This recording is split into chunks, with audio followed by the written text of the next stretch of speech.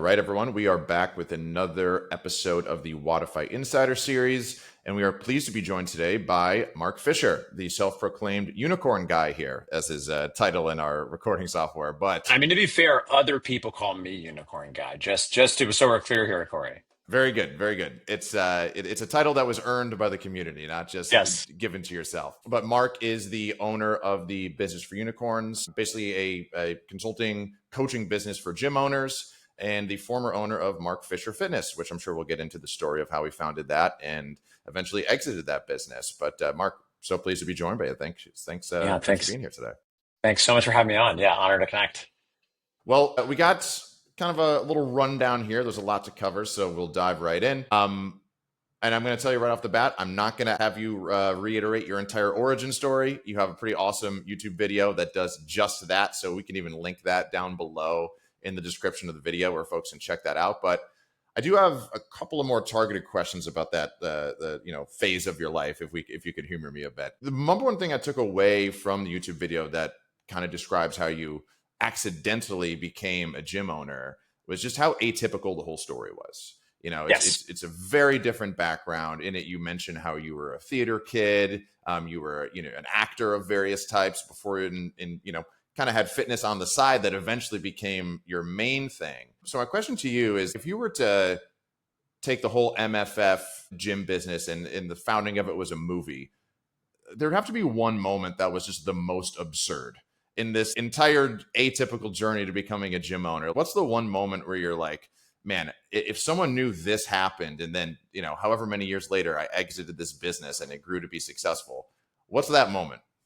Yeah, it's oh God, it's hard to put your finger on one. I mean, there are a number of moments that are coming to mind maybe in the first year where it was very clear, like, okay, whoa, there's like a thing that is happening here. And like one particular example that comes to mind, maybe not like the biggest example, but an example like, whoa, what is happening was, and this is going to sound fancier, it is, but for many years and to this day, Mark Fisher Fitness has maintained a relationship with Broadway Cares Equity Fights AIDS. So the thing to know about Broadway Cares is they are the charity fundraising arm that supports the Broadway community and various causes aligned with Broadway. And, we got very lucky early on, and some very important people in the community really came out to support us. And, I remember we had been open for maybe 5 months, right? This was very early days. And Broadway Bears is a Broadway burlesque show every year that the Broadway Cares organization throws. And I remember coming out for the dress rehearsal for reasons that are still sort of like don't totally make sense. I think mostly just out of like they really liked us. We were in the show that year. We came on one point as unicorns with kettlebells on our genitalia, and we were dancing in front of a drag queen. But I remember getting there for the dress rehearsal, and we're in Roseland Ballroom, this iconic giant performance space in New York City, and I look up and it's like Broadway Cares, produced and supported by the New York Times, Mark Fisher Fitness, and United Airlines. And it was just such a like, what is happening moment that was indicative of the whole experience, which just felt like a wild rocket ride. Yeah, there were a number of them, but that was the moment where I was like, I cannot believe this is happening. Because keep in mind, 18 months prior, I considered myself a kind of struggling boob that sort of was completely existentially crisising about his perception of this sort of mediocre semi-like acting career. So to find myself in that position was truly bizarre. Yeah, so I could give some, but that's one of them. What an answer. When I asked, what is the moment that, if you were sitting next to you on a park bench and you're like, oh, tell me your life story. And like, oh, well, I had this gym business. I scaled it. I exited from it. It was really successful. But then you also saw that as a part of the very same journey, you were dressed as a unicorn with kettlebells hanging from your genitalia.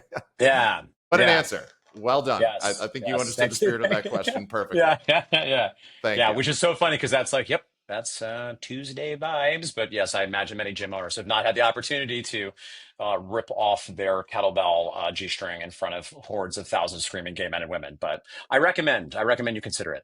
Maybe that is an unaddressed part of the Yeah, process people are missing. opportunity. Yeah, Right. yeah. But Mark, kind of saying in the origin story stuff. So one of the key things, we're going to get into more like data specific stuff maybe later on in the conversation, but you and I actually have a mutual friend. Shout out to Jeb Johnston, my longtime coach, obviously someone who you're friends with as well.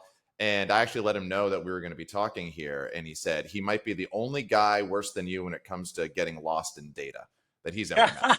I'm paraphrasing. That's not exactly what he said, but that's the gist of what he said. In general, do you think that that really positioned you maybe to, is that another, marketing, retention? We'll touch on some of that stuff, but it's just the fact that you came to the table being really good and interested in that data stuff. Like, was that perhaps a unfair advantage that you had going into this? Is that something that you look back on, you're like, this is kind of atypical. This is something that really, really played in my favor. Yeah, it's funny you mentioned so I've been thinking a lot recently about what are the lessons from this arc of having Mark Fisher Fitness. And the first thing we should just name is that memory is notoriously fallible, right? So to the extent that I can remember, uh, I actually don't think I was great at that in the beginning. I think crudely you can sort of look at business as like you got like the feelings and the people, and you got the numbers and the data. And I think at the beginning I was all feelings and people.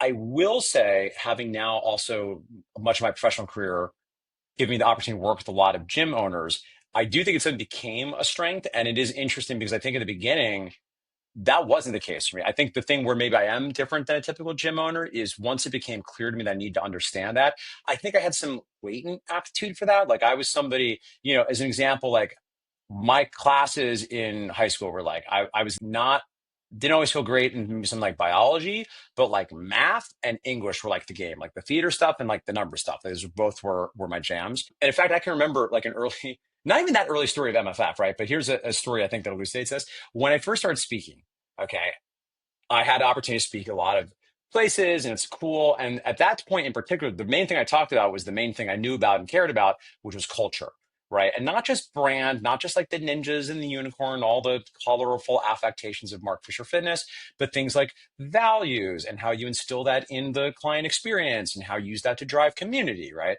And I gave a talk at IDEA, which is a big conference they have out on the West Coast. And there was this delightful attendee. Her name was Zany. And Zany was from China. So she was here, I think, for a year in the States to study boutique fitness, looking for a big brand concept to bring back to China. And Zany was so taken by the speech, she moves to New York City and she signs up for Mark Fisher Fitness to be a client for 3 months, thinking that like, okay, this is a cool thing. Maybe I can help unpack this. And I can remember we would be in the basement of Mark Fisher Fitness and she was asking me a lot of questions about like the numbers of MFF. And I just remember she kept like laughing at me because at the time, and keep in mind, this was like 2016. So this wasn't like, a year in. I didn't know the answers to a lot of those things. Now, I will say, I think I understood from the beginning that numbers mattered. I think we had a very unusual path, again, that is atypical. One of those being we had a full-time finance manager by year 3 that worked in the business full time. I think there were things that were good about that. I look back on that and I think through no one's fault other than my own, arguably that stunted, I think, some of my development and the depth of my understanding around things like P&Ls and what numbers you should be tracking. So I would say that that has become a strength of mine. And for anybody listening, and as we have this conversation, I also want to also acknowledge we've maybe started in a lofty place, and I'm going to tell you a lot of things I did wrong if you're listening, and hopefully make this feel a little more accessible. So if you're not a numbers person, part of me feels like kind of heartened that that's the way Jeb thinks of me. And certainly over the past several years, I feel like I've sort of become a numbers guy because particularly when you're looking at across a lot of different gym businesses, particularly when you're looking to scale, where a lot of my work these days is working with individuals that are looking to have 3, 5, 10 locations. All of those numbers start to matter, right? So you need to start to have some back of napkin benchmarks to do what I do to understand like what is a realistic payroll percentage as a percentage of revenue? What should the rent factor be? And how does that change based on a given market, right? On average, out of your throughput, how many leads you get in a given month, how many of them should turn into a member in a healthy gym? So I'll pull up there, but yeah, it's funny. I don't think that was where I started, but I think it's where I got to. And maybe if I can make a final point about this, one thing that's been interesting with the rise of the gym business industrial thought leader complex, of which one could claim that I'm probably a member, there can be a tendency for the tail to wag the dog, right? And it's interesting because a lot of gym owners get into this because they love fitness and they love helping people. And that's where they start. And I am an advocate for not letting it end there, because if the business does not work for you and your family, you can't stay in the business, right? If the numbers don't work, if you're not making a decent living, you can't even stay in the business. You can't even help people, right? It's very cliche, but you have to put your oxygen mask on first. I think it is possible, and certainly this is way, way less common, but it can also be possible to tail to wag the dog, right? Again, I kind of think of these two different sides of the business. Yes, you need to understand your numbers. Yes, you need to understand the mechanics of things like marketing. You need to understand your expense ratios, but I think you also have to be great at the service. And there's a lot of, I think, more human, hard to quantify elements of running a business, particularly when it comes to specifically coaching clients and managing a team that are probably not quite as easy to quantify. So the ultimate test here, the ultimate test of your data geekery. Mm. Have you or have you not made a spreadsheet to assess what item on Facebook Marketplace you should purchase? I have not done that, but I feel inspired to disclose. Maybe this is perhaps what Jeb is speaking to. I do have a color coded Google spreadsheet that I've maintained since 2017 with 19 daily health habits that I track. Everything from like, did I do my gratitude practice today? Did I spend at least 60 dedicated minutes with my daughter? Did I read to her? How many hours of sleep? How many servings of alcohol, how many ounces of coffee. And then depending on the metric for ones like cardio, for instance, I'm also tracking at any given time a rolling 4 week average. So it is true. I do like numbers and data. For like a feeling people person, I like me some numbers. I may or may not need you to share that template with me Yeah, after it's the it's interview is a done. it's terrifying, but I'll share. Yeah, But also delightful to a very select group of people. very true. Like a very specific type of person feels very seen, and yeah, you come sit by me on the back of the bus.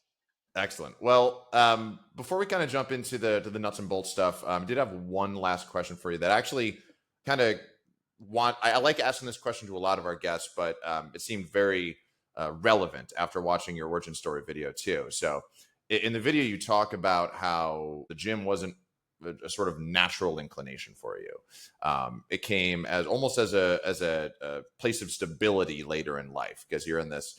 And maybe I'm just making up, I'm adding things to your story that put some words in your mouth here. And But it that seemed sounds to me, right. yeah, you were in this chaotic business of acting, which you never know where your next gig is going to come from. You don't know who you're going to be playing. And it's just a lot of uncertainty. But the thing you had was the certainty of the gym. That was going Yes. to be there every day. It was your consistent partner. A little bit of background on me. I was a trainer, strength coach for the better part of a decade before I jumped over on the software side. And I have never been in worse shape. I've never been less passionate about fitness. It absolutely just destroyed my routine in that regard. And I eventually, the only way I was able to fix it was just to completely remove myself from it. And I had to really rebuild that over time. Years it took me to regain that sort of drive and desire. But then I see someone like you who seems like you had the same relationship with fitness that I did. Like I too saw it as that consistent thing. How were you able to sustain that relationship with it? Or were you not? Did you go through a period where you lost a little bit of it? But it seems to me like you were. The spreadsheet proves that you were able to keep it to some degree. So I guess the overarching question is how? How were you able to sustain that relationship even despite being in the gym for 80 hours a week? Yeah, I think a few things. I mean, first of all, not being flippant, I actually think the spreadsheet was part of it. And quite literally, I remember reading Atomic Habits. This would have been around 2017. And this was right after when I started traveling a lot. And I don't think I ever completely lost the plot, but there was like maybe a 2 year period where I started to have an opportunity to speak a lot. The business was going well. I was traveling for fun, a decent amount. And it suddenly was dawning on me like, oh, I can't like just go do whatever I want when I'm on the road. Like that flew when I was like 30 and broke and I was on the road 10 days per year. That doesn't fly when you're on the road 25% of the year. So I think dialing down, okay, what are the foundational habits that I need to have in place has been a big piece of it. And I think beyond that, yeah, I think in ways that are good and bad, I think it's probably like for many of us, a little bit serving of to heaven if you do and to hell if you don't, which is to say, I am interested and inspired by attempting to achieve excellence in anything that I touch in my life. And I'm very much like bought in on the fitness thing, right? So I love what we do. Like we're not selling something that is anything other than unqualified good for everybody. And I think I move in a lot of spaces and circles I sort of segue to sort of cliche kind of like entrepreneur, like a health focused entrepreneur world. And there's other worlds, right? There's also like the maybe out of balance entrepreneur world. That's like it's all in on the business. A lot of the circles I think I move in were perhaps a positive influence, and that's not really the way they operate. Like you don't want to give away your health for your business. Further, you make the business case that like and I know we might speak a little about burnout today, that you are a biological entity. You're not a robot. Those physiological inputs matter, even if you're just talking about like business performance, your clarity of thought, the way you're managing your energetics, which is so much of the game of entrepreneurship, and particularly as a coach or leader, because your behavior is so loud. So I think that was like a very positive motivation. I do think like without getting well, Cory, without getting too much into therapy here, I think I sometimes struggle with a little bit of like health stuff too, and I'm introspective enough to consider that somebody that holds it that tightly, sometimes there's a little bit of like an awareness of the finiteness of the mystical, magical meat suit that I ride around here on planet Earth. So, I certainly have, I think, at times a helpful awareness of mortality that means I'm not taking kind of any of this for granted. And I want to put in these inputs to be here as long as I can. Now, I go to Burning Man. It's not like I, never let it out. I definitely have I have like cruise and I have chaos, right? And when Chaos Mark is out, he's out. But most of the time, I take a lot of emotional satisfaction from structure, right? I think perhaps the spreadsheet is symptomatic of that. That, I think depending on one's background, for some people, and this is, I think, relevant when you're coaching clients, so gym owners, this really matters, but it's also relevant when coaching gym owners. Different people have different relationships with structure, right? Some people just have anything that feels like any sort of framework or structure feels like a constraint. And I think it can be interesting to explore where that is coming from, why that might feel so oppressive. For someone like me, it's always felt like God giving me like a hug, right? It's always felt like a weighted blanket from the universe of like, oh, there's some structure here in this inherently unfair and chaotic universe I live in. So Do you feel like the structure, and you whatever ratio makes sense in your life, but the structure 80% of the time gives you the resilience for the chaos 20% of the time? I think that's it. I think that's it. And it's probably even like more tilted for this, right? Because again, when I'm looking at like this, like the spreadsheet, I have certain like standards I want to maintain. It does, conditional formatting turns green or red if I'm not the thing I want it to be. And, I think there's probably a couple of weeks in a given year where I don't track. Right. And that's sort of its own practice of taking a couple weeks per year where like I'm gonna like just go free here and go raw dog it. I'm not even going to pay attention to what those numbers are. And I think it's important to have practices for that too, because yeah, that is another tail that can wag the dog, right? That can be something that one starts with, hopefully as something that is supportive. But I think if we're not careful, can accidentally turn into a cage. I think there's that metaphor can bear out in a lot of domains of one's life that I would encourage viewers and listeners to think about. Yeah, I feel like that manifests itself in so many different walks in fitness too. Like, not to get too deep into the weeds on nutrition here, but I'm sure you work with people on that just the same as you did in fitness. And it's kind of like, what's the poison of the week sometimes in nutrition? Like, what's the thing that's killing everyone in our food this week?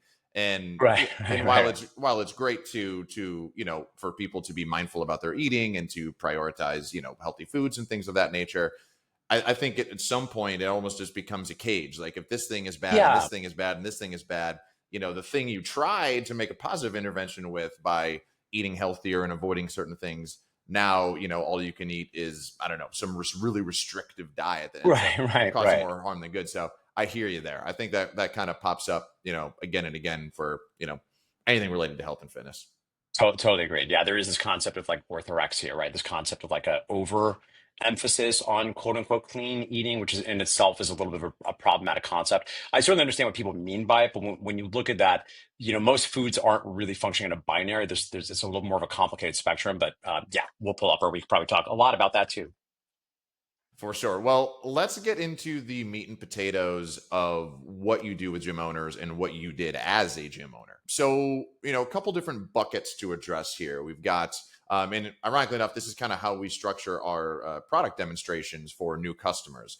We talk about sort of the front end of the business, your leads, your marketing. We talk about existing customers, what you can do with them, namely in the idea of retention and improving that to be as high as it possibly can be. And then eventually work-life balance stuff, administration, management, and eventually sort of getting to a place where you could remove yourself from the business, as much as you wish to, whether that's just having full-time staff and you can kind of just have a little more work-life balance, or exiting the business as you were able to with MFF. So let's zero in a little bit on leads and marketing first, because I'm Hmm. sure that's probably, I'm going to guess that that's the thing people want to talk to you the most about, at least initially, because they're just like, I want to grow, I want to grow, I want to grow.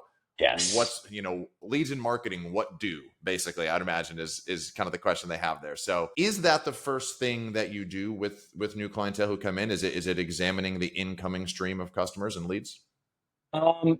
It could be. I think the first thing that usually I'm going to want to do when I work with a client is I'm just going to, I'm going to want a lot of data. It's kind of cliche now, and I do feel like I am being the annoying data guy. But I think the first thing we're trying to do is figure out, okay, what is the most important thing to fix? And absent knowing a certain number of data points, it's not clear to me that leads are necessarily what needs to be fixed. And this is interesting thing too. Again, this maps gym owners when you're thinking about your clients is they might come in with something that feels like a fire. And ideally the goal is to help individuals contextualize so they understand, because time is a constraint, of all the things you could do, what is the most important thing by doing it will solve as many other issues. Now, in practice, leads are kind of the top of funnel, to your point, of everything else, right? Because all things being equal, yeah, if you just had 1,000 qualified leads every single week forever, probably everything else wouldn't matter. It could all fall apart. Your retention would be bad. Your fulfillment's bad. I don't think you'd be very happy. I don't know if that'd be like a very happy life, but all things being equal, it is true that everything is downstream of leads. But at the same time, if you look at someone's retention, and the numbers tend to look for is usually for a training gym, my dream is to see 5% or less churn on a monthly basis. There might be some blips up and down. And I might play with those numbers slightly if it's like a cancel any time or a large group or small group, but let's just say crudely 5%. Okay, well, someone is at 8% churn, then we might want to focus on that before we drive more top of funnel leads, right? Okay, but let's say the churn is good. Well, the other thing we might find is, well, churn is good because we have the same core group of clients and we have no systems, so we can't really scale beyond that. So churn is good, but that's a function of we're not making any new sales. We don't really have new people coming in.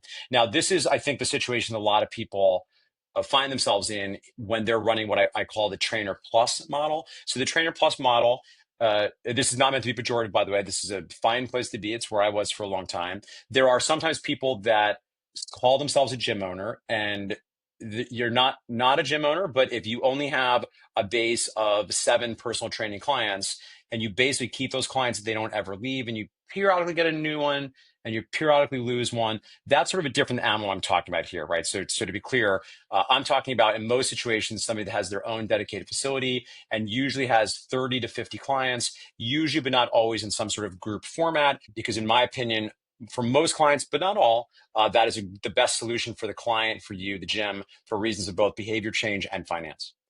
So back to this kind of model here, right? Okay, let's say, all right, we're going to say revenue is good. So, okay, let's get more leads. But then we have to consider, you have in marketing, I think this is a useful way to think about this. You have fishing nets and you have fishing poles, right? The fishing poles are the things you can do to drive more leads, to get more brand awareness, and people raise their hands, say their interest. But the fishing nets matter. So, as an example, if we took 1,000 leads and sent them right to your website, but the website didn't have any good way to capture their information, it wasn't clear what you do or how you help, there's not a clear call to action, that also wouldn't be a great idea. So, I'll pull up there to say that, like, yes, sometimes the most important things, like, look, you just need more leads. Uh, I can't say that's like super common, that I don't find some other things further down the funnel. But ultimately, yeah, leads are a great thing to look into. And it is true, I think people probably overinflate them because it's an obvious thing that you can also change very quickly, where something like retention is inherently a little bit more long tail. But oftentimes the issue is leads. And the good news is, if that's the case, in general, with a brick and mortar, for any given system, there's not that many things you can do, right? So I would say, like, you think about like marketing. So I wrote like a very short, like under 30-minute read book about marketing. And like, to my mind, there's really only like 20 systems you use, right? And you probably don't want to use all 20, Because if you're doing everything, I'm probably going to challenge you like, okay, well, are a few of these carrying most of the freight? And if so, can we just do 10x the things that are really bearing a lot of the fruit? So on the one hand, you have to do more than one or two things. On the other hand, you probably don't want to do more than 7 or 8 things. So I'll pull up there and we can kind of drill around a little bit, but that's, I think, a little bit of insight to how I think about this when I'm first having a conversation. And I'm happy to drill into more details if it's helpful to understand what my order of operations are as far as like, okay, maybe try this first for getting more leads, try this first for nurturing, converting, et cetera, et cetera. Yeah, let's definitely kind of would love to hear your thoughts on a couple follow-ups there. So two follow-up questions. I'll ask you this one first and we'll dive into the second. Is there a marketing means that you see gym owners pumping a lot of money into that you think is kind of dead? Is there one that they're coming to you? I don't know. I'm just pulling up something random. I'm saying Mm-hmm. Facebook ads, maybe. Are they misallocating a lot of resources to a medium that you don't think is worthwhile any longer? You know, I maybe have this may be a controversial hot take. I think if there's one thing I see gym owners spending a lot of time doing that I'm not convinced is actually all helpful, is spending a lot of time on Instagram. My perspective is you need to be on Instagram. Instagram, at a minimum, is a little bit unique. The Instagram, if you go back to that imperfect metaphor, is both a fishing pole and a fishing net, right? If somebody goes to your Instagram profile, that headline should be very clear who you help, how you help them, a clear call to action if this is the next thing to do. And then if they scroll through the Instagram at a glance, we want to see pictures of people that look both aspirational and relatable to your client. Both like I aspire to look like this, but I can see myself here and I feel relatable, right? Now, getting as far as keeping enough content there that it's clear the lights are open, that can be batch, and you can do that relatively efficiently. In a vacuum, you probably need at least 2 to 3 feed posts per week. You probably, in a perfect world, you get like a story every day would be the dream, right? Because then you always have the circle around the profile. But in practice, I think a lot of gym owners, with because of well-intentioned advice from different business models that are heavier on scaling via organic Instagram, can easily spend a lot of time and energy creating and pushing out a lot of content. But if they're tracking where their leads come from, they're not really getting any leads from there. Right. And then you can make all sorts of motivated reasonings as to why you might still want to do that. You're like, oh yeah, but my clients engage a lot, or uh, and I understand like marketing is tricky, right? Because even in 2025, where so much is digital, you can't always track exactly every touch point that led somebody to take action to move forward. But I think with Instagram, I would just encourage gym owners to be really thoughtful about how much time they're spending on there, and acknowledge the best way in most situations to really generate leads from Instagram, particularly if you have a clearly branded gym Instagram profile account, and or your personal Instagram is personally branded as a fitness professional, as the owner of the gym. I think the best way to sort of create more leads from that is to have DM conversations, right? I'm not talking about cold spamming people. I'm just saying if somebody follows name of gym in township and you don't know them, it stands to reason they might have some interest in name of gym in township. And if you can tell they live in the area, it can't hurt to send them a friendly welcome message and try to engage them in some conversation. And the first question, by the way, can be like, hey there, thanks for the follow. Do you live in the area? Right. And the reality is, like, you're not going to have massive throughput right away. I'm not telling you that half of those people are going to immediately move into whatever your first thing is or whatever your front end offer. But that is a way, I think, of leveraging some brand awareness of one bucket of people that know you exist and have taken some, albeit very small, action to say their interest, whether they're following you or whether they've commented or liked a post. I think starting a friendly, helpful conversation is a good idea, because although it is cliche, it is nonetheless true that conversations equal conversions. As someone who's moved a lot and looked for gyms over and over again in new cities, I can 100% back that as somebody who's gone to Instagram for a gym that I've researched as like a proof point. I just want to make sure that what I'm seeing on their Yeah. website is lining up and they seem like they have fun, nice people. I just want to see some of that. I'm not looking for clever reels or like a trend with trending audio. And then I'm also probably going to follow them in the background for a couple weeks as I'm doing all of my research. And so if somebody reached out to me on a follow, I would be like, oh wow, they're really paying attention. Yeah, yeah, I think that's true, right? Because Mhm. understand the and I think you've nailed it, Reagan, because right, the I think the well-intentioned advice I just don't think is working as well for gym owners is, are you using this as a strategy for when people engage with you, for you to like nurture them, start a conversation? The content strategy presumes like, okay, we're going to get reach and it's going to show up in the feeds of my followers or in a suggested feed to people that are not following me in the algorithm. And I question that claim if that's what you're saying is going to happen with the gym. If you look at businesses that scale on Instagram with organic content, they tend to be heavily personal branded and they tend to have massive scale. By the way, not only that, but what an individual sees in their Instagram feed is more and more decoupled from who you're even following. It's more and more of like a TikTok situation where the algorithm is going to just feed you things that they think you're interested in, which are not necessarily going to be a local small business. Now, again, let's reiterate exactly what we're both saying, gym owners, please. We're not saying don't worry about it, don't post. Like, you do have to be there. I'm just saying that if you analyze the limited hours you have in a week, if you're finding you're spending a ton of time on there creating content, unless that's your game, if you're trying to be a fitness influencer, you have the personality and the skill set and candidly the physique for that, that could be a way to go. I'm just not seeing that as necessary for brick and mortar, but you do need to be there. And of course, that's going to be even more important because if you are running a paid ad strategy, that's going to be more effective if there's some life to your Instagram. It's so interesting to hear you say that, Mark, because we actually deal, so me specifically, I'm on the sales team here. So I deal with a lot of incoming brand new gym owners who are getting all of their infrastructure set up for the first time. And it's incredibly common for them to say, we're not doing website, we're not doing any of that, we're just doing an Instagram. And, we're biased. Wodify sells websites. We feel really great about them. Yes.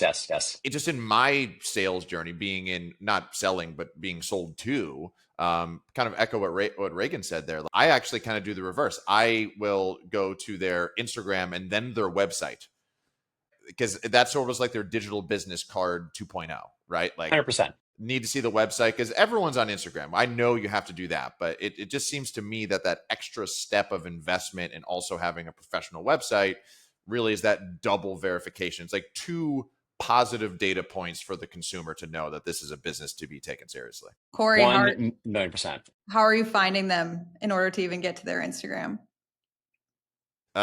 Typically Google. So and typically website's going to lead you to Instagram. I'm gonna stick with my Instagram as a proof point. Website's like non-negotiable. Yeah. I think that's exactly it, right? Because here's another way to look at it, right? Because we're asking ourselves two separate questions, and I think it's helpful for gym owners to think about this separately. What are the things that the prospect does when they want a gym, and what are the things that you as the gym do when you want to meet prospects? When a prospect wants a gym, they're going to do two things. What are the two things they're going to do? They're going to Google gyms. It's gyms always those. Yeah. Yep. And we could say crudely online search, and usually they might go to Google. They might go to Google Map. They might search for gyms near X or best personal trainers near X or. But at any rate, you need those digital homes, right? The digital homes you're going to need you need a website that like loads well, that looks good, that makes it immediately clear who you help, how you help them, what to do next, that is optimized for the goal of that website. And there can be different schools of thought on that, but oftentimes it's get the contact information on a way to a first step. You have Instagram, which ideally mirrors the brand scent of the website, similar feel, similar vibe, same headline. And even then, quite often, the call to action, you could do multiple calls to action to the link tree. I tend to bias the simplicity of like, if you confuse, you lose, just drive them to the thing, which potentially is back to the website to sign up for the thing. So I get your email. And then finally, you have Google Business Profile, right? Not a ton to say about that there, but the Google Business Profile obviously matters. And here's another thing too that a lot of gym owners don't know. So this is like maybe like a micro pro tip. You really got to be active on there and updating it there regularly. A pro tip, like once a week, put up a Google post on your profile that you just cross post in from your Instagram, because you need to be telling Google that you're alive. You also want to be getting reviews on the regular, because the final thing I'll say on this topic is these days, in addition to Google or the Google Map, people are now going to ye old chatbots. And it's a little bit early innings here. I'm not sure we know exactly the best play, but it seems the chatbots not unlike Google itself, are heavily weighting actually reviews as far as who they might endorse. So those have always been important, but they've become probably more important than they've ever been. And then, separately from the digital homes, then of course you have the ask a friend, right? And that's why, and we could use this in a segment unless we have more things to say there. Referrals are interesting because referrals, I always think you kind of need the evergreen, make it easy and obvious for the friend to know what to tell their friend if they ask. And then you need periodic time sensitive offers where when you want to go find prospects, you make it particularly enticing and time sensitive for your clients to go out there and make their friends an offer to come try out this gym that they presumably love. Shameless plug. We did a Wodify Insider episode on the Google Business Profile, so folks should absolutely check that out. And also, do you guys want a nerdy cheat code for how to find, going back to that example of how people find gyms? Yes. So there's a Chrome extension you can download that will allow you to sort your Google Maps results by the number of reviews. So what you can do is say, I live in Austin, Texas. So I could say gyms in Austin, Texas. And then I could zoom out. So the whole Austin metro is in my maps view. And then all I have to do basically is sort the results. So it'll automatically pop up who has the most reviews. I personally think that's actually kind of the more important metric, not who has the highest. Because you could have 4 or 5-star reviews. But if you're 4.7 and you have 24,000 reviews, this is probably something I should consider. So just a nerdy cheat code there for folks. I don't know what it's called, but you can search it in the Chrome store. Interesting. Yeah, and there actually is research too that people actually, this is another weird micro pro tip that is a little strange to navigate, but there's research that suggests people actually trust 5-star reviewed places less than like 4.8, 4.9, right? Sort of like the old school copywriting Dan Kennedy damaging admission, right? Where you want to, if it's all good reviews, people are less likely to trust it. And further, at a certain size, for better for us, you're not going to be at 5 stars. It's like if you have a restaurant that's 5 stars but 60 reviews, every time I'm going to the restaurant that's like 4.7 that has 2,000 reviews. Like every time I'm choosing that other restaurant. 100%. And honestly, I think it's the same way with gyms. It's a good way to figure out who's doing the most business in the area. And then you can kind of figure out from there, okay, who has the best vibe for me? Who has the best, XYZ fit for me? Last thing on marketing, Mark, that I had for you. This is one of those annoying questions, but I'm very interested in the answer because I think it's a good it's a good opportunity for us to see you go through your order of operations. So I've got a average training style gym owner. Let's say they've got 75 members and they're looking to grow the gym. Things are okay. There's no huge holes to plug in the boat. Retention's pretty good. Their systems are good. Their books are okay, but they want to grow. And I give you, I don't know what a appropriate amount of money would be. Maybe $5,000. They've got $5,000 they want to invest in the growth of their gym. How would you spend that $5,000?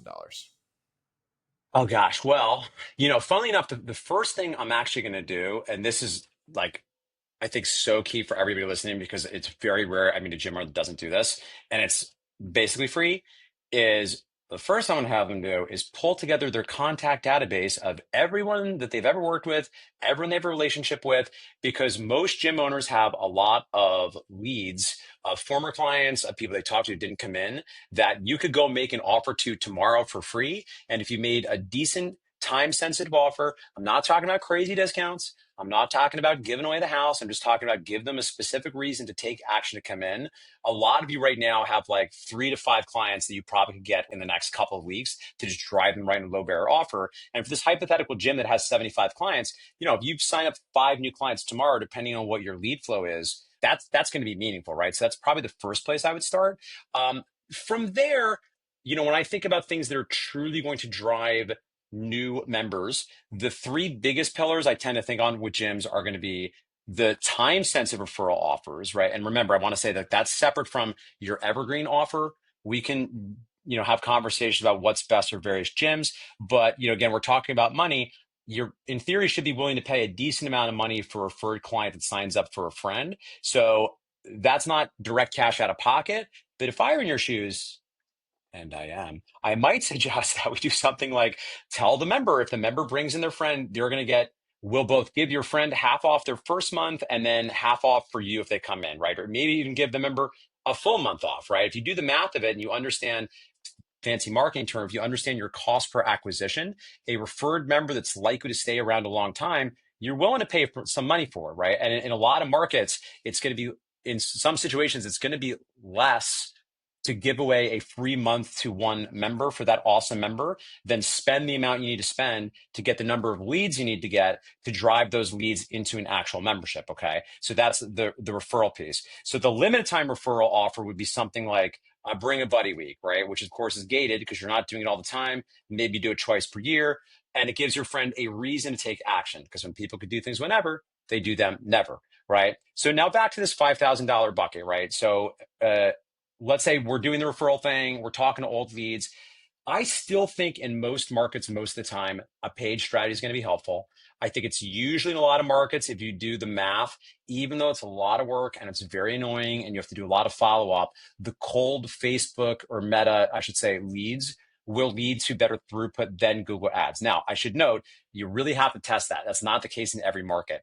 You would think like, oh, paying for Google Ads, meaning I'm getting more expensive leads with higher intent, so I'm going to convert more of them at a cheaper cost per acquisition. And that might be the case, but there's still something about just the raw value of the meta leads, which, by the way, you can also then market to for forever and make offers to every 4 to 8 weeks for the rest of your life until they either decline or decide that now is the time to come on in. So I still think it works in a lot of markets. I would just acknowledge the thing that just feels emotionally unfair about meta ads for a lot of gym owners are the variance is like real, right? And I have an interesting position because I work with gyms all over the country, and it's all over the place. I mean, there are some markets where people are still paying, at my gym in New Jersey, if I was getting, $25 leads and I was converting 1 out of 5 into members, I'd be like, that's a 25% throughput, right? Because you do the math, that's $125 per new lead. I'm like, I'm taking out loans. I'm like, put on my credit card. I'm like, I don't care. Like, get me more. Let's go, right? There are other markets where it's just unfair, right? I would say like in some markets, and I ran a gym in New York City, even northern New Jersey, where I own a gym right now. I'm a franchisee of Alley Personal Training. It's like petting a deer, right? You're trying to pet the deer and the deer is reticent, but it's still the easiest way to get a volume of leads. You're just going to have to emotionally accept it's going to require a lot more follow-up than feels fair. And you'll have to remember a lot of the value is the long tail, where you're going back to them and periodically making slightly different time-sensitive offers so that people take action when you hit them at the right time. I want to reiterate one more time, this is not about making crazy discounted offers. It's acknowledging a fact of psychology is your gym clients do not buy when you are ready. They buy when they are ready. And if they're opting in a very low barrier, frictionless way, like a Facebook, if you don't get them right away, which we talk a little bit about follow-up practices, you're probably not going to get them then and there. And it doesn't necessarily mean that they don't want to work out or they don't want to work out with you. It just means they're busy. Like their kid got sick, their boss got mad at them. But if you stay in their brain, it's possible that on your third outreach attempt in 3 months or 4 months, because you've been diligent staying there, you catch them the right time, maybe after they have a scary doctor's appointment or they tried on those jeans, they didn't fit and they're feeling kind of crappy about it. People don't buy when we're ready, they buy when they're ready. Our job is to be there when they're ready and constantly give them these little extra incentives to make it a good time to take action now if it's something that's been on their brain. Okay. So the final thing I'll say briefly when I think about gyms, you then have maybe 5 to 6 other things that you could do, right? And they're all going to have slightly different risk return ratios. So as an example, business partnerships is amazing. Maybe some of that 5K you could take to going to local small businesses and buying their services or offering to buy some gift cards to give away to your clients. And this is a strategy that I confess we didn't do very well at MFF. We had a great relationship with Broadway carers, but I think New York is maybe not a great market. And candidly, I just didn't do that good of a job. I didn't understand the volume that's required. Paid business partnerships, or I should say business partnerships, when they work, it is like striking oil, because if you get the right business partner that's willing to play ball, you might start getting 5 to 10 legitimate leads and a new 1 to 2 members every month for a year. It can change the shape of your business. However, I'm thinking like 4 to 5% is the most I'm going to hope for there, which means if I want 4 good business partners, you better be ready to talk to 100 businesses, which a lot of gym owners are just like, what? And I get it. You might not have the time or capacity to do that. I'm not advocating, because I don't know your situation well enough, that that's the arrow I want to pull from the quiver. But I am saying if you want that strategy to work, it's going to require a lot of volume. You have to lead with value first. You have to go in there with a giving hand and think, how can I help support this other local small businesses? And I'll give you a third final pro tip, which I only recently discovered, which now I'm like, oh, why am I so slow? Franchises, right? If you go to the mom and pop barber shop or coffee shop, they might play ball or they might not, because also they're busy and their kids got sick and they're just trying to make it happen. They're a coffee shop owner. They love coffee. They open up a coffee shop. They may or may not be dialed in the marketing. If you talk to the local Hand and Stone massage place, they are a business person that is being enticed by their corporate overlords to find local businesses to do partnerships with, and they're much more likely to play ball and work with you to do some cross promotions. So at any rate, I will say this in a vacuum, if I have to pick three for new leads, it's going to be leaving aside the reactivations. I'm going to say it's going to be a time sensitive referral for offers, which is going to work better with 75 clients. That's going to work better with 10. The more clients you have, the better that's going to work. I probably would do a paid strategy, most likely Meta. And then I probably will, if there's extra time and capacity left, I'm probably going to work on some business partnerships, right? Again, there's other things you could do, but things like direct mail, posting local Facebook groups, that can work really well in some markets, not as much in others. And maybe as we close this sort of conversation here, we must confess, unfortunately, as they say, marketing is another word for test. So I certainly have, I hope it's a clear algorithm at this point of like, in a vacuum, because time and money are limited, this is the order in which I would recommend a hypothetical gym owner that I don't know from Adam go after these things. I might calibrate that if I was in conversation with you, and I knew more about your skill set, your model, and even your market, right? Like I've run a gym in Midtown Manhattan and I've run a gym in Northern New Jersey. It's a different kind of animal, right? You're not going to wrap your car and drive around Hell's Kitchen and drive a lot of weeds that way. But like in other markets, that actually can be a useful thing. So I'll pull up there. That's some thoughts on gym marketing. Mark, can I ask for a quick example of a business partnership? Because I think people will hear that and be curious and want to know a little bit more. We don't have to fully derail into that, but just a quick. Yep. I'll do a quick one. Yeah. So as an example, great example is Handstone, which we ran a very successful partnership with for my gym in New Jersey. And essentially what we did was, to be candid, my fitness director ran this play, but the shape of it was, I believe we put in a physical referral box in there, which was like, win a free month. And if you put in your contact information, we gave away a number of free months to people. And this was like, again, gangbusters for us. That's a small group personal training gym. We're going to max out at 130. We don't need that many clients. I think we got 3 new members just from that, right? So that was what we got. And then what we gave was, I believe we gave out a bunch of gift cards to a lot of our members, right? So this is the way we worked. And I think we probably did some collaborated Instagram posts.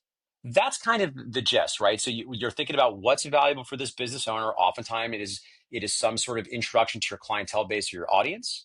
You think about what is valuable for you. And then usually there's some opportunity to collaborate on Instagram or potentially have them have a presence at a community event that you might throw. I mean, that doesn't sound like an insane lift or thing to manage. It's really just making those introductions with local businesses and like getting to that first step, but actually running that partnership doesn't sound overly complicated. 100%. And if you want to do this really well in a perfect world, you're also coming in like writing emails on their behalf. Like you want to make this as easy as possible for them. But I think it's a great point, Reganne. The actual successful campaign is actually not the hard part. The hard part that most people just don't get to the hump on is just the sheer amount of cold outreach that is necessary. So one thing to maybe get like hyper operationalized that we do in my gym in New Jersey, which I run largely remotely through a fitness director on site. And admittedly, it's sometimes harder to have an employee do this. It's often you need owner juice, I think, to break through to the fellow business owners. Alana's amazing. She's unusually good. But one of her weekly KPIs is every week she's talking to 3 businesses. Right. So over the course of a year, that's 150 businesses. And again, that makes sense for that business. I want to caution one more time. It's hard for me to make unilateral suggestions because a lot of it depends on your skills, how much time you have. But I do think business partnerships are super powerful and they often don't work because the owner does, to your defense, you're like, I talked to 12 people. It was annoying. No one's even calling me back. They're like cursing me out when I walk in. I'm like, I know. Go talk to more people. Mark, before we move on to retention, we'd be remiss if we didn't at least talk about sales just a little bit. Mhm. Talked about leads in a variety of different ways, how to get them, what ones are probably going to be the most fruitful, etc. Generally, what's your take on the state of the sales process for gym owners? Do you think it's an area that needs some attention? Do you think it's an area that maybe they are currently doing very well in? Like, what's your overall assessment of Yeah. how they're handling their sales processes? Yeah, hard to say in a vacuum. With love, it usually needs attention. Let's start with the problem we usually start with is most gym owners will say, I love you so much, gym owners. Don't feel confronted by this. Most gym owners will say, I'm amazing at sales. I sell 90% of people. You get them in there, I close them every time. The issue's not sales. I just need more leads. I know I'm amazing at sales, right? And if you do what I do for a living, you're like, oh, you close 90%. Okay. And you're getting 2 leads per week. Well, why didn't you close the 10th guy? You're only getting laydowns because there's no way they can even find your gym. Like there's the website doesn't make any sense. They have to get through the gauntlet of the difficulty even to find your gym. So yeah, of course they're signing up. It's like only like super hot leads coming in from your referred clients. Now we want those people, right? I'm not saying you don't, but understand the better you get at marketing, the harder sales and retention get.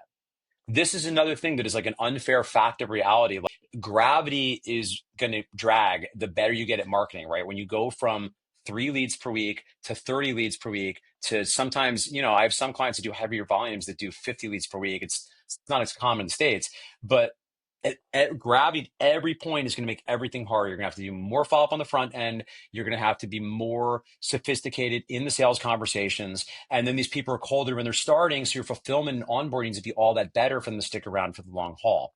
So if we circle back to the sales thing, 2 things I'll say that is helpful here. The first is I briefly want to touch on follow up. So again, particularly when you turn on the marketing funnel, you are going to have to spend a lot more time and effort and capacity on follow up. There are, my understanding is you might not, you find friends might even be aware of some software options that can help automate this. Perhaps maybe you can speak to them for a moment, but Maybe, you're maybe. gonna want some automations, right? I'm begging of you, don't. The only time Google Sheets work is when you just don't have a lot of volume. And then I want to fix the problem. I want to get you some volume. And again, not everybody's going to need 30 leads per week. I'm not suggesting that, but you need enough leads that when you do the math, assuming you're going to have 10 to 25% throughput, that means however many leads or how many new members you want per week, you need 4 to 10 times as many top of funnel leads, right? And the better you get at marketing, you're going to be colder and colder leads over time, particularly when you're going with paid ads, okay?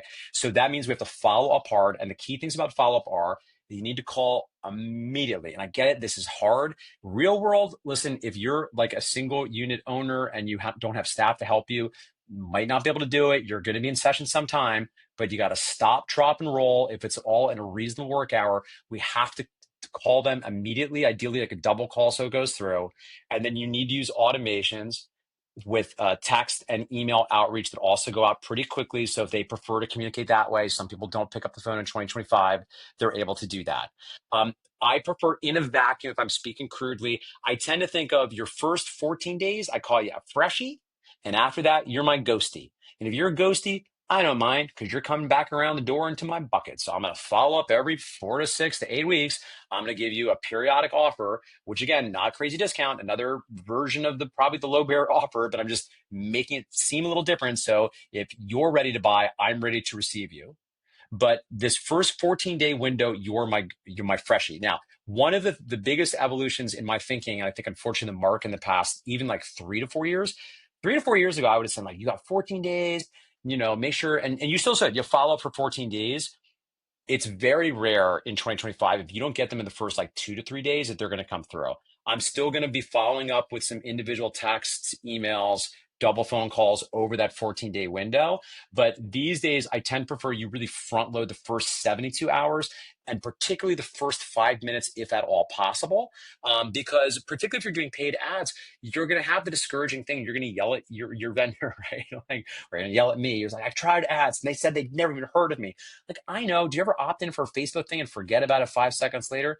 That's what's happening here, So like that's also why these other nurture strategies like email marketing and periodically sending them more offers matter. So just know that's going to be part of the cost. But here's the thing. If you call them immediately, they're going to be way more likely to remember you than if you finally get around to calling them 4 to 5 days later, or worse, unfortunately, if you don't get around to calling them at all. So I'll pull up there in case you want any more thoughts about that. And I'll share like maybe one brief thing about sales, but I don't know if you have anything else you want to interject or perhaps share how Wodify could be helpful. Right. We could be helpful in a variety of ways. I will say that. We've got some automations in place. We have a tool called Wodify Workflows where you can quite literally build the sequence of events that you want to have happen, just like you described. If you'd like a phone call first, we can organize that for you. If you want some, drip SMS and emails to follow through in the subsequent days over that 14-day timeline, we could do that type of stuff. So that's definitely something, if anybody's listening, that they want to get set up with, reach out to our team. We could put a link in the description. But I'd also just say I generally agree with your assessment quite a lot. And it's that I believe these gym owners, because I hear the same things. Like, oh, I close 98% of the people who come in. I genuinely do believe that. Because most of these people, like you've been in the industry, like they started off as a commercial personal trainer. They were probably the best person on that team.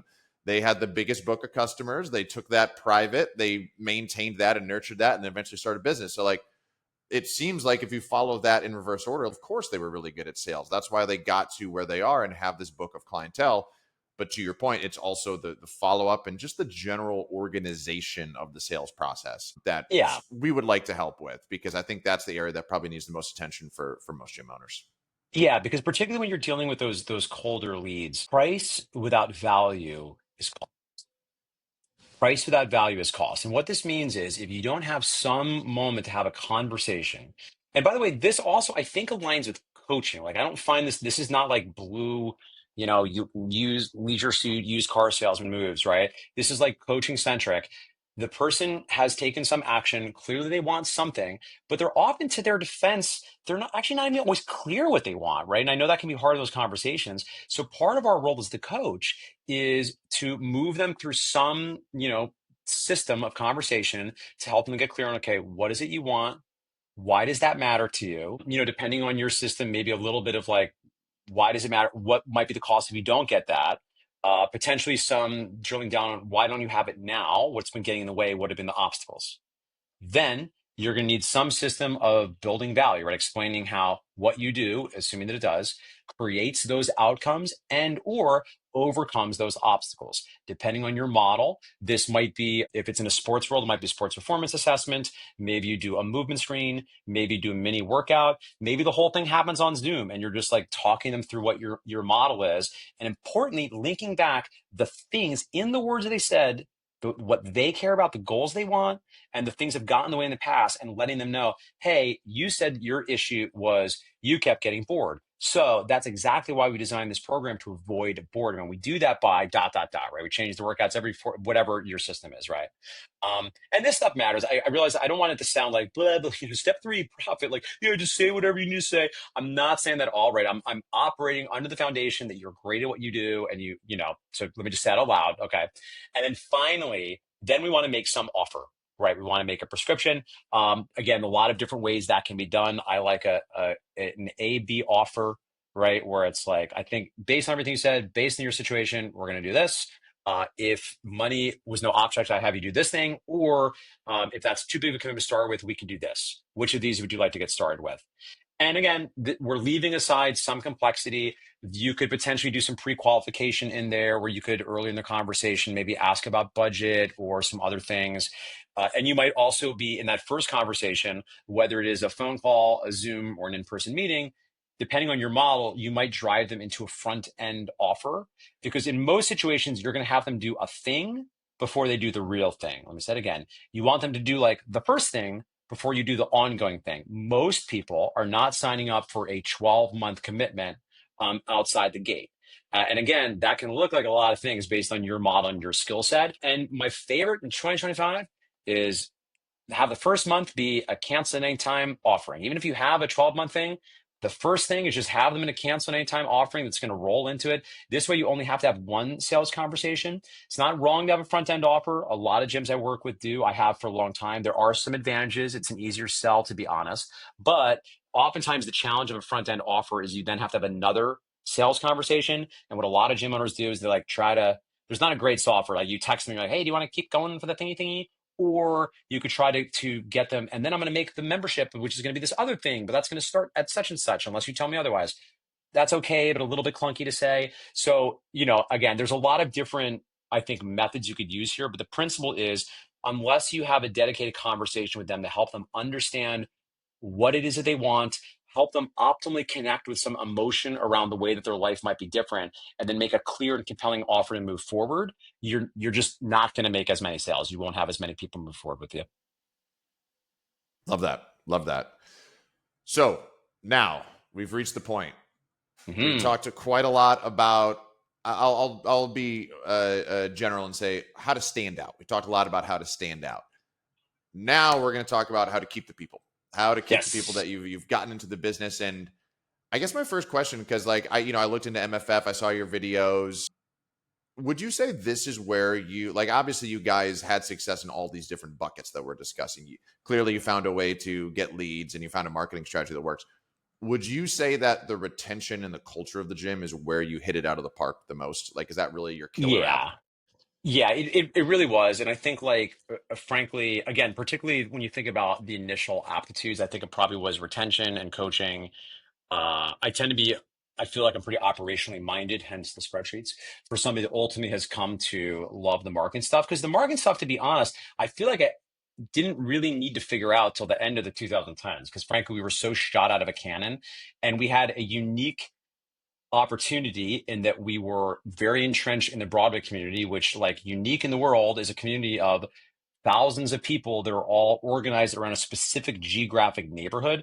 That's very unique. And not only that, but I knew a lot of people personally. I had already worked with a lot of people. One of my co-founders was very well known in that community. So the other thing we did, which again is what I recommend here, is we started just letting everybody we knew that might be interested what we had to offer. And a lot of people came and tried out. But to your point, a lot of what happened was those first few years was, I think, just the product was really good.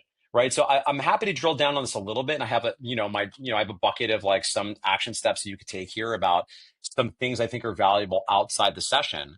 But the thing that I think is often underappreciated at MFF, because we just look like a bunch of yahoos, and that was by design, right?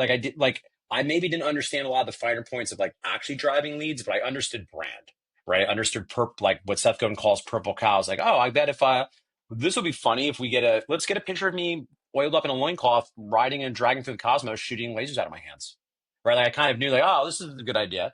And people don't forget the unicorn ninja gym. So that was true. But ultimately, to be honest, in the early years, we weren't great at a lot of the system. And we kind of did referral stuff. We were way late to paid ads, which, by the way, weren't even a thing in 2011. That wasn't even part of the game. We were very good, actually, at organic Facebook, and that was a thing. But anyway, so when we talk about the retention piece, before we get into, I think, some of these tenets that matter for customer service and things you might do outside the session to improve retention, you just have to be great at the thing. It's funny. I was talking to a friend of mine, a good buddy of mine, who owns like a ton of gyms, probably truly one of, if not the most successful multi-unit owner in the country right now. And it was funny because I was like talking about, we're like jamming, talking shop, and talking about, my bucket of like, oh, you do the accountability check-ins and the text messages and the blah, blah, blah. And he didn't say it like exactly like this. He's like, it's just the session. It's just the session. It's just not good. They're just not good. They're not a good session. They're just not great. Your team's not great. It's just not a great thing. People don't want to pay, particularly in a small group model where, for me, a small group model, I don't care if you're in a rural part of the country. I want to see at least $320 per month average revenue per month. And I want to see ideally 350 to 400, which is in most markets still doable. That might be blowing your brains depending on where you're at. But for 6-on-1 model, if you're looking for 150 clients with like 100 minimum, like you can do that. And like, that's a real business right there, right? You're at like, 40K at 100 clients paying $400 per month. So it was just a good reminder for me. I was like, oh yeah. And I admit, like, it's something like I'm thinking a lot about too, frankly, from what we do for Biz for Unicorns, because I've been focused on like the business piece and the culture piece and the customer retention stuff for so long. But I was like, we were good at the training. Like I like knew training, and like we provided a great experience, but also there was a lot of credibility. The tagline was ridiculous humans, serious fitness, right? So people knew like these were nerds that, like, yes, we were wearing a a cape, but we were also like vigorously debating the angle of the spine in a deadlift as per Starting Strength versus Posture Restoration Institute, And I think like that sort of deep knowledge is a key, because the final thing I'll say about this is understand when a prospect or even a client is sizing up whether they want to work with you or stay with you, they're asking two things. Are you competent? And are you warm? Do you like me? Do I like you? Do I trust that you know what you're talking about? And I trust that you are competent enough to get me where my goals are, right? I'm not saying you need to be PhD, but do I trust this person in front of me carries himself with a certain confidence that I believe him to be credible, right? And there's a lot we could unpack that about like body language and the words you use or don't use. And second, do I like you? Do you like me, right? How to Win Friends and Influence People, the most underrated gym book possible, right? Do you know how to build rapport and develop a feeling of emotional safety and affinity with a wide variety of people, right? Because if you want to be successful, it's not good enough to like, people talk to you about MFF being polarizing. Certainly it was, right? But maybe you want to be polarized before they get in the door and have the people that are the non-believers run away, scream with their hair on fire. Once they're in there, I think there is, the best facilities, the best trainers, the best owners know how to make a wide variety of people believe that I'm competent, I know what I'm doing, and I care about you, and I'm happy you have here, and not only that, I'm happy to see you because I like being in your presence, right? And those are hard to quantify into skills. If we were to do that, I'd say like, yeah, read How to Win Friends, and also, yeah, challenge yourself to be great at the training piece. I think as an industry, we don't have, I think, a better thing right now other than like get more certs and read books. And that can also become a rabbit hole, because at a certain point it might be like, okay, look, maybe you know enough how to do kettlebell certs, but you're afraid of the business piece. Maybe we need to fill in some of the business side, because maybe that's the rate limiting factor, which of course is the advantage of an outside eye, hopefully to help you think through what your current rate limiting factor is. But the product has got to be awesome. I'll shut up there because now I'm like the old guy, like, get off my lawn, kids. You No, learn how to deadlift first, and then you come to me, and then I'll help you. But you better learn how to grip it and rip it. you're so right, because we're talking about all of these strategies and tactics with the assumption that your core offering and your product is good and people actually want to do it. And that is really the most important part, is that what you're offering is worth the value that you're charging, and you're confident that that's going to happen in every single hour of your business being open throughout the day. That's not only when you're there running class, that's when anyone's running class, people are having a good experience, and it works. Does it work? People are coming to you for help and they expect results. And so if you can't give it to them, or they're not having fun, they're not happy when they're there, then you're going to have a really hard time with retention and getting more clients. 100%. Yeah. And I think, because I tend to think of even a little bit more, right? I tend to think of there's the in the session stuff, and then there's the out of the session stuff, right? The in the session stuff, I even think has kind of two pieces. There's the technical coaching element, which is everything from understanding program design to consistent technical standards for, particularly if you have a larger team, that can get really squirrely in larger facilities. You're like, oh, well, Billy told me my feet should be shoulder width apart for the trap bar deadlift, right? Like, I'll tell you what Billy told me, right? So that there's the technical piece, which like really matters, right? And then there's the customer service piece of the in-session component. And there's different models for it, like at MFF, for instance. If somebody was in our class, which had 15 people, there needed to be 3 times the person's name was said in like some meaningful way. So it couldn't be like Cory, Cory, Cory, Cory, Cory. It had to be like 3 different specific technical coaching cues, either like a variation, a constructive criticism, or a piece of specific positive feedback, or some meaningful kind of connection, so that people felt seen and coached and cared for. We had different standards for our small group model, because you could do more of them because there were less people in there. Standards around when somebody walks in the door of your gym, they're always greeted by name. We were so intense about this at MFF, because it one, I think we had like 800 clients. So everybody had to drill part of the job. The SOP for everybody is you have to drill the names of everybody coming in, look at their pictures before they come in, so you can greet them by name when they walk in the door. And we could, other ones might be like, ask them at the end of the session, when are you going to see them again? And these are all things that can get turned to standards. They get turned to written SOPs. And then, of course, this is where it starts to get annoying, but this is what we must do if we want to turn pro. Then you need the systems to oversee the systems. So it's all well and good to have the system in the first place. You then need to be able to train people on the system, and you need some sort of quality control system, right? Some sort of system of auditing. So at MFF, as an example, bigger business, each trainer had a standard of, I think it was audit, and we played with it over the years, but usually it was like audit 1 or 2 sessions per month. So that way you're constantly reminding yourself of what the standards are because you're giving someone else feedback. And then the other person is also getting feedback. That's also getting shared with the manager. My gym in New Jersey, it's 2.5 people. It's real simpler. My fitness director audits the other 2 trainers once per every week or 2, right? So that's a little about the in-person stuff. I'll pull up there. And then if it's of interest, I can maybe share some thoughts about some stuff outside the session, which I think in 2025 also matters. Absolutely. There's one question I had before we jump to that, though, Mark, and it's I think the other side of retention, which is retaining staff. I worked in the fitness industry a long time. It's a tale as old as time, which is your best people steal people and do their own thing. It's a Sometimes, very yeah. it's a very common thing. Yeah. Yeah. I did it. Cards Yeah. on the table. That's exactly Yeah. what I did.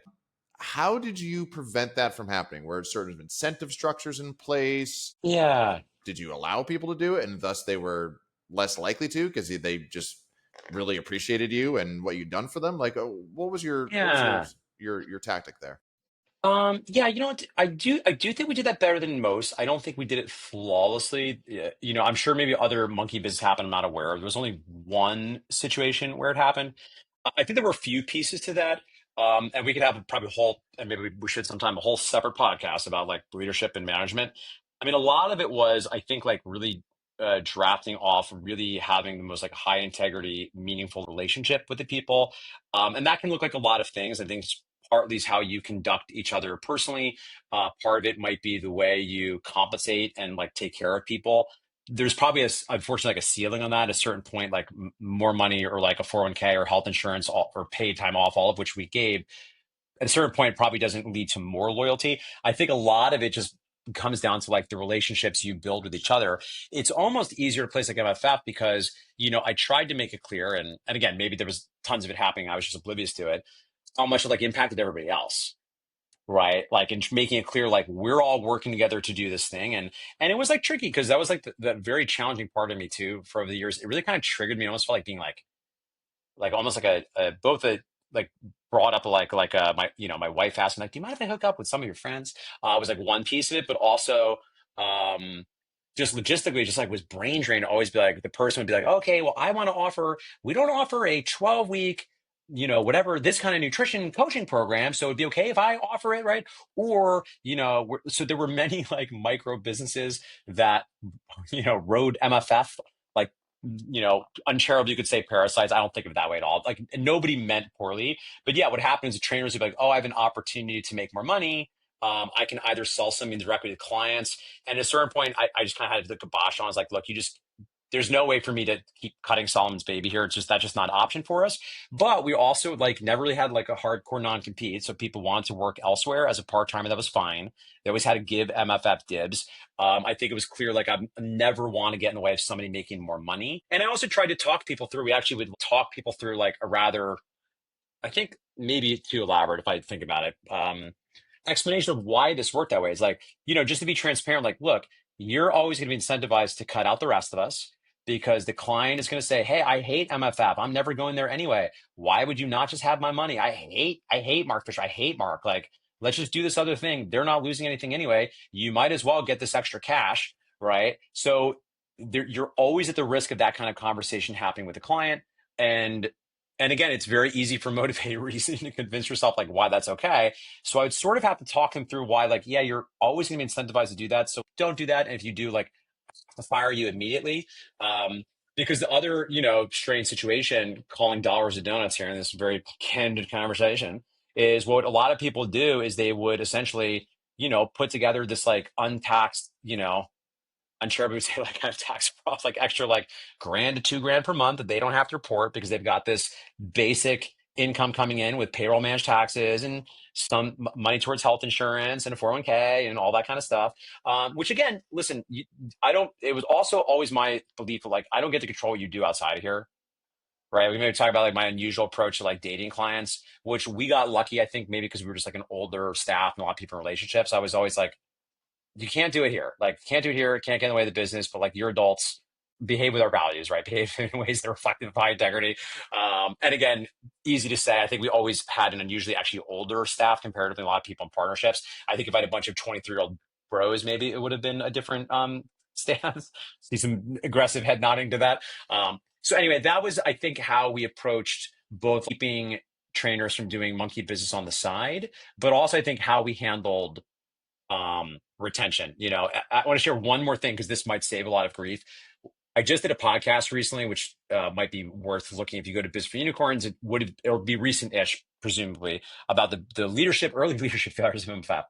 And mine was, I just wish I would have done a better job of setting expectations about like what is possible. Because in the beginning, I was like, oh yeah, everybody's gonna have a clubhouse, like we're gonna have an airline, And then I was like, oh no, wait, some of you like actually can't figure out how to answer an email in less than a week, right? Like, oh no, maybe you can't like run a giant business. And I think that led to like a lot of hurt feelings, frankly, among some of the earlier people. It's like, oh, we're all doing this thing together. And then there was moments like, oh wait, but like, holy, this business is like killing it. There's a ton of us and we're working our butt off. And Margo's like jaunting around the globe, giving talks to all these things. Like, what's going on here? And kind of where I got around to in like the later stage of my career, like 2016 on, was making it okay that like, you're not going to be here for forever because I'm probably not going to have the right opportunities for you to be here forever.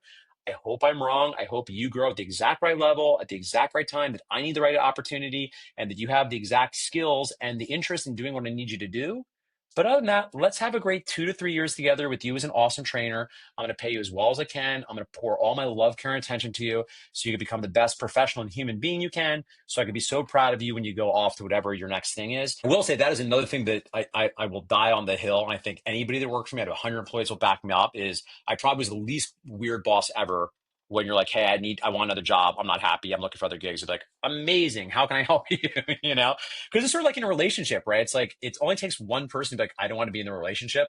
Well, then we don't want to be in the relationship anymore. It doesn't matter. The one person's gone. It's in everyone's best interest that this comes to a close. So anyway. I will say, I think something you're very good at, and you just kind of alluded that you've gotten much better at it, is that you're very good at clearly defining things, whether that's who you're trying to serve in your Thanks, business. I try. Yeah, your expectations of your employees. So I think sometimes these things can sound very simple, and someone like you is very like clearly defined on expectations. Here's but like you have to start there. Start by defining, what it is you want to be able to give employees, and then you can have those honest conversations with them. But if you just kind of have this lofty goal of being able to grow this giant business with as many people as possible, I mean, you're probably going to set expectations too high. Yeah, and I think first of all, thank you for saying that. That means a lot because it's something I've also worked on, right? I also want for anybody listening that you're like, oh my God, I have to do business partnerships, and I have to learn my numbers, and I have to like tell these SOPs and audits, blah blah blah. I wasn't good at this stuff for a long time, right? You don't have to be great at all these things. I'm still not great at all of these things. And you will get better at them over time. But yeah, because in the beginning, that's another thing too, was very hard. Like I said, both their long-term career expectations, but even sort of the day-to-day stuff. I just wrote an email the other day about I was onboarding my second ever trainer. And she started like crying during the onboarding. And I'm like such a jerk because I just like didn't know how to tell her what to do. And my first trainer was like, very good with like looseness. I was like, here's the legal pad, go get him, buddy. And he just was like, great, let's go, and he did great. But I learned like, oh, different learning styles need different help. And, another pro tip for anybody onboarding new staff that took me a long time to learn is people want to know what winning looks like. Right. And I think it speaks this expectation. Even somebody that is big picture and like likes a little bit more a wider leash in the beginning, people want to do a good job. So the more you can clarify, we don't have time to go this, but even like an onboard, it's like, all right, the expectations by the end of this 2-hour culture onboarding, you're going to know this. The expectations by the end of week 1, you'll be able to do this thing. Right. And really make it clear to people, here's what winning looks like. And that I think is the thing that can be underappreciated about systems and SOPs, because some of that can feel like unsexy and it can feel like, oh, this is lame. I'm like an artist, but not really. Like you're making it clear what success looks like, and there's plenty of room to humanize it, right? Yeah. I think it's Isidore Sharp, I believe, the founder of the Four Seasons, said the coolest thing I always think about. He's like, we systemize the predictable so we can humanize the exceptional.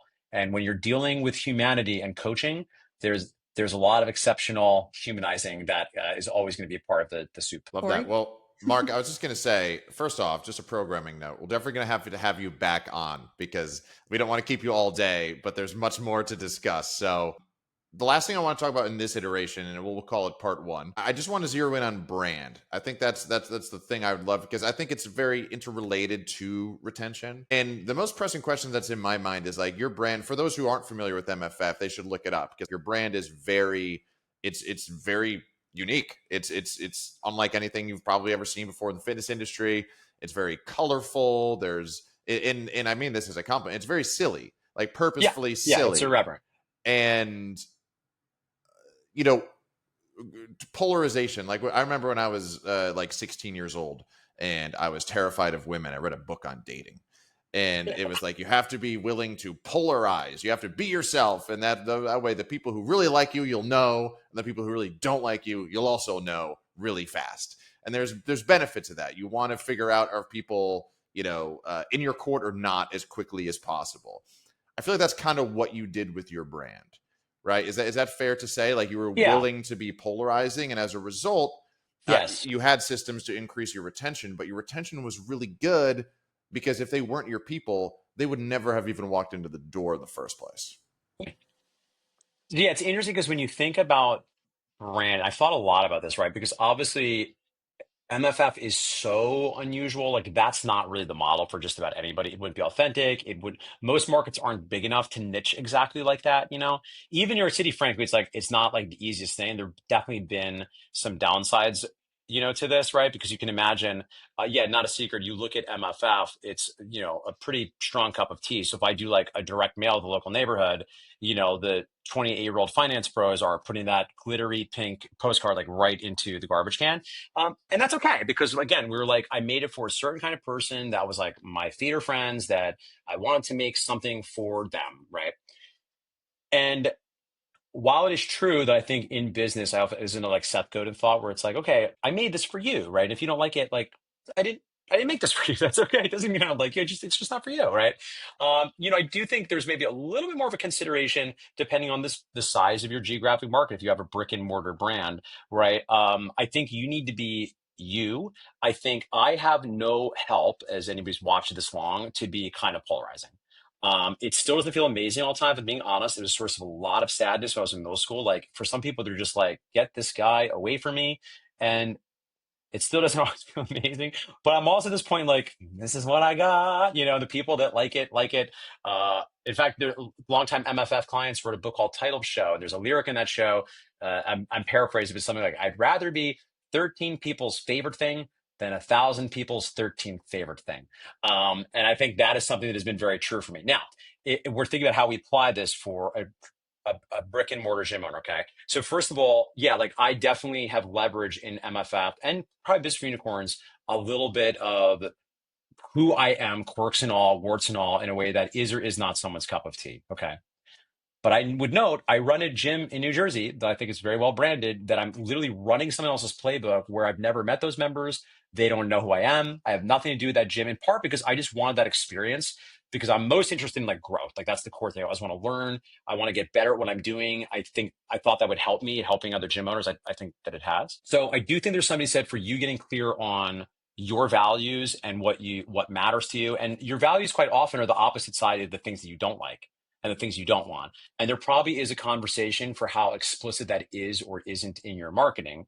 I would say this at a bare minimum. This is maybe not like the sexiest thing to think through, but I think the one opportunity for a lot of gym owners is just clarity of visual design branding, right? Which is the least sexy thing, but like, pick 2 to 3 fonts, pick, one color and maybe 2 to 3 complementary colors, and just ride that train. And then everything brand sent, like, so the pictures, the colors on the wall in the facility, your website, your Instagram. My favorite thing about MFF was such like a little stupid little thing, but in the bathroom, you'd go in the bathrooms and there's these cute little signs, because we didn't have like full dressing rooms. We'd have some other dressing rooms that people would periodically use the bathroom to change.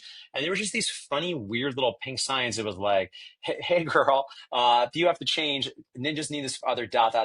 business. And it was like a cute little like unicorn, like at their butt or whatever. And it was like in the brand, in the colors, in the font, like just those silly, like powerful touch point that, listen, I also, by the way, can't take any credit for. Like, I was always like the words guy. My business partner, Michael, was the original design guy. And then he passed it on to a sequence of 2 other people that just really were like hawks on top of that stuff.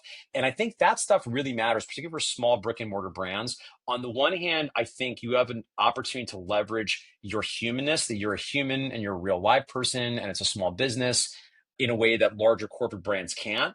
On the other hand, there is something to be said for keeping it professional. I think one way of keeping it professional is making sure there's a real cohesion to the visuals of the business. Again, a place like MFF, we had a whole like language. I think there's an opportunity maybe to think through, are there a few choice phrases that are reflective of the values that you sort of move? I can't say MFFs because they're all completely unsafe for like, it was a different time, everybody. You might even go so far as to, we have even a client at Business for Unicorns that has like a mascot, right? So maybe it's not the unicorn, but can you think through, are there any is there any iconography? You think about sports teams have mascots. Like, how do you think about ways of visually representing both who you are and who you serve that community? And then once you're on it, like consistent. There's a time, of course, occasionally maybe for brand refresh. I'll give you a little leeway. If you're doing Facebook ads, there can be the blindness. So you might periodically need to like really punch that up, just because otherwise like your ad performance would go down. But in general, everything wants to feel of a piece. And as a final note, this is probably a stretch, but I might even suggest that subconsciously for a lot of prospects, it is a kind of signal for integrity. Is it of a piece? Do I know what to expect? In an uncertain world, do I know what I'm getting with this? And again, you got to have some human in there too. But I think design, oddly, is like, even though it's an artistic thing, I think you want to probably double down on system for design for anything else, and then make sure everything is of a piece. My mouse is not letting me move to unmute here, but thankfully the space bar is a backup option. But love that. Mark, this has been fantastic. I think the question we like to ask ourselves is at the end of recording an episode, would a gym owner who is listening, would it benefit them to go get a pen and paper and just be writing stuff down? And this absolutely checks that box. So thank you so much. Super appreciative of your time. Thanks for staying a little bit late with us. Definitely have to do this again. Before we go, though, I do just want to give you a chance just to talk about the upcoming event. Because you are doing, I believe it's in Denver, right? An event in September for Business for Unicorns. So tell folks a little bit about that, how they can find out more, and we'll get you back to your day. Yeah, so I think the best place to find out really anything about our world is businessforunicorns.com, or you can follow us at Business for Unicorns. The Denver event is twice per year. We do a big old member event in cool cities. We're doing one in Denver on September 26th and 27th. It's a Friday and a Saturday. Wodify will be there. Thank you, by the way, sponsoring an awesome workout, Alchemy 365. And yeah, if you're interested in attending, we always have a small number of extra seats for people that are not members. So if you're a gym owner, if you like the cut of my jib, if you found some value in this, the topic for this particular retreat is going to be on people and operations. So if that's something of interest to you, your best bet is you could probably just go to @BusinessUnicorns and ask them for more details.